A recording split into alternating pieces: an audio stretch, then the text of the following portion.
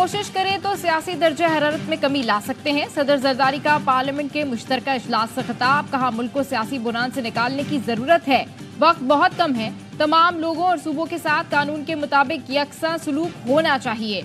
सदर के खिताब के दौरान अपोजिशन का शोर शराबा और मुसलसल नारेबाजी।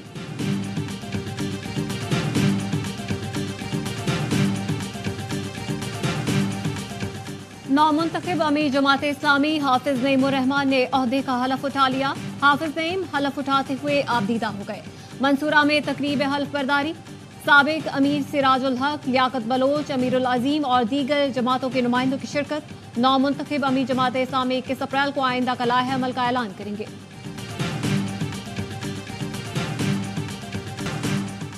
ऐवान में गैर कानूनी सदर ने खिताब किया। ऑपोजिशन लीडर उमर अयूब का कहना है कानून की धज्जियां उड़ाई जा रही हैं। कानून है, जिस वक्त ऑपोजिशन लीडर उठेगा उसे फ्लोर दिया जाएगा। आसिफ जरदारी ने बहैसियत सदर पीपल्स पार्टी से इस्तीफा नहीं दिया। बैरिस्टर गौहर ने कहा हमने जरदारी को 21 तोपों के एहतजाज की सलामी पेश की, जरदारी को मजबूर किया, उन्होंने अपनी तकरीर अधूरी छोड़ी। ये लोग ओहदे बांटते हैं, आईन और कानून के दायरे में अपनी जिम्मेदारी पूरी करेंगे।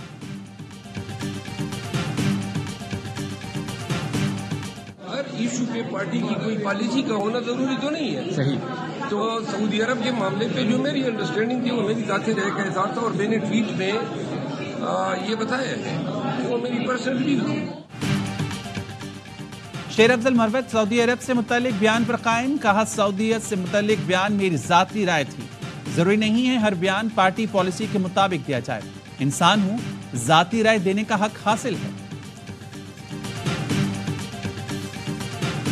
अपने मजमून सियासी मकासद के लिए नारकी और तबाही पर फैलाने के लिए इस किस्म के बयानात दिए जाते हैं ताकि कोई भी यहाँ पे इन्वेस्टमेंट करने के लिए ना आए।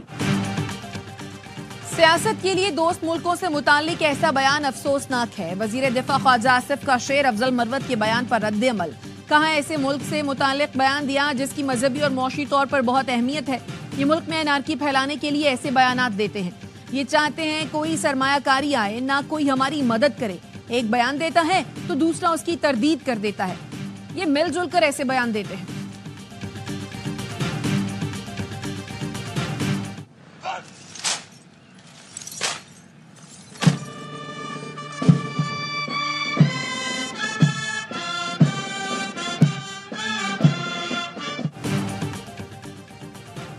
तुर्किया के chief of general staff general Metin का जेएचक्यू का दौरा, army chief general Asim Munir से मुलाकात में दो तरफा फौजी राब्तों ताउन का दायरा करार बढ़ाने के अमूर पर तबादला ख्याल किया गया। इलाकाई अमन और इस्तेहकाम को फरोग देने पर बातचीत, आर्मी चीफ की मुसल्लह फौज के दरमियान फौजी ताउन को फरोग देने की जरूरत पर जोर। तुर्क मेहमान को गार्ड ऑफ ऑनर पेश किया गया, यादगार शोहदा पर फूल भी रखे।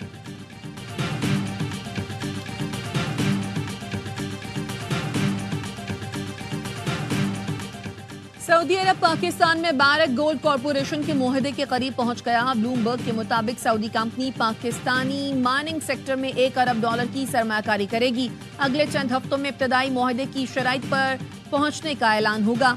वजीर खजाना मोहम्मद औरंगजेब ने ब्लूमबर्ग को इंटरव्यू में कहा Saudi company Pakistani mining sector में मजीद सरमायाकारी करना चाहती है।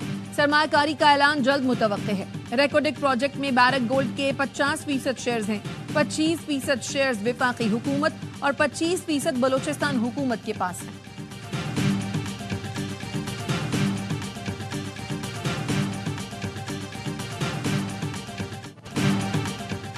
दौरे सऊदी अरब सरमायाकारी, तिजारती और स्ट्रैटेजिक शराकतदारी के नए दौर का आगाज है।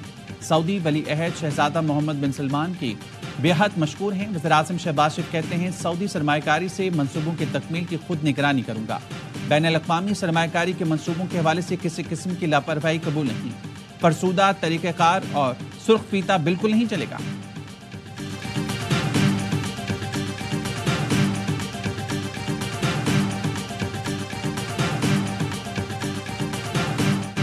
अडियाला जेल पर दहशतगर्दों के हमले की इत्तलात हैं। वजारत दाखिला ने सिंध हाई कोर्ट में जवाब जमा करा दिया। बानी पीटीआई की हिफाजत के लिए दायर दरखास्त मुस्तरद करने की इस्तदा। अदालत का बानी पीटीआई समेत दीगर की सिक्योरिटी यकीनी बनाने का हुक्म। चीफ जस्टिस ने रिमार्क्स दिए विफाकी हुकूमत ऐसे जान नहीं छुड़ा सकती। बाहर से हमले का खतरा है तो विफाक ही ये मामला देखेगी। बातें होती हैं कि चीफ जस्टिस बानी पीटीआई को रिलीफ दे रहे हैं। हमने कानून के मुताबिक मामलात को देखना होता है। हमें क्या मतलब बानी पीटीआई हो या नवाज शरीफ, कल को आप कह देंगे बानी पीटीआई को अडयाला जेल से यहां मुंतकिल किया जाए।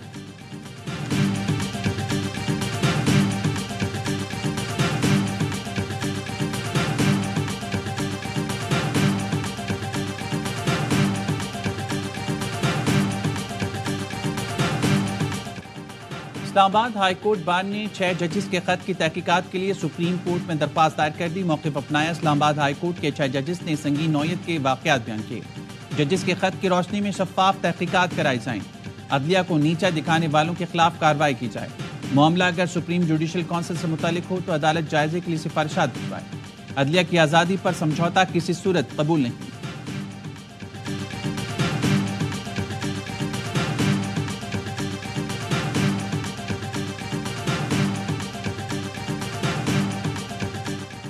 फैज हमीद ने तहरीक लब्बैक पाकिस्तान के रहनुमाओं से मुज़ाकरात किए, जिसके बाद तयशुदा मुआहदे का मतन लेकर आए।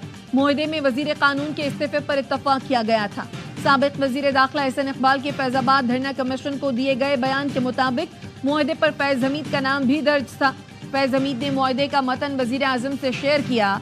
वजीर आजम ने मुआहदे में वजीर के इस्तीफे और फौजी अफसर के नाम की मुखालिफत की। बताया गया कि मुआहदा हो चुका, अब पीछे नहीं हटा जा सकता।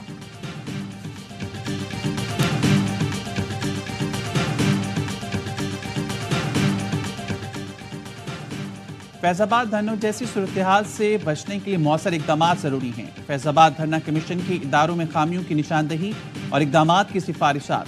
कहा, चीफ कमिश्नर इस्लामाबाद को चीफ सेक्रेटरी के इख्तियारात देने चाहिए। इंटेलिजेंस इदारों के तरीक़ेकार को कानून साजी से मौसर बनाने की जरूरत है। सिफारिश की गई है कि पाक दारुलहुकूमत में पुलिस ऑर्डर 2002 पर मौसर अमल दरामद को यकीनी बनाया जाए। सोशल मीडिया मॉनिटरिंग के लिए विफाक और सूबों की सतह पर कोऑर्डिनेशन यूनिट बनाए जाए।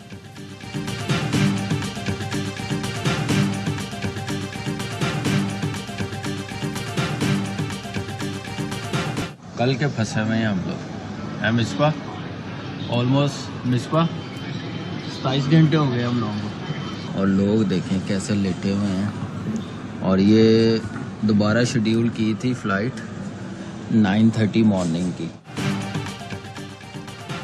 तूफानी बारिशों के बाद से दुबई एयरपोर्ट पर फ्लाइट ऑपरेशन ताहाल मुतासर। पाकिस्तानी क्रिकेटर्स मिसबाह हक, कामरान अकमल, उमर अकमल अमेरिका जाते हुए दुबई एयरपोर्ट पर फंस गए।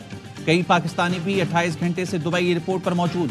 गैर मुल्की एयरलाइंस इंतजामिया ने कुवैत में फंसे 50 पाकिस्तानियों की दुहाई सुन ली। मुसाफिरों को दुबई पहुंचाने के लिए बोर्डिंग कार्ड जारी कर दिए। मुतबादिल प्रवास के जरिए दुबई रवाना किया जा रहा है।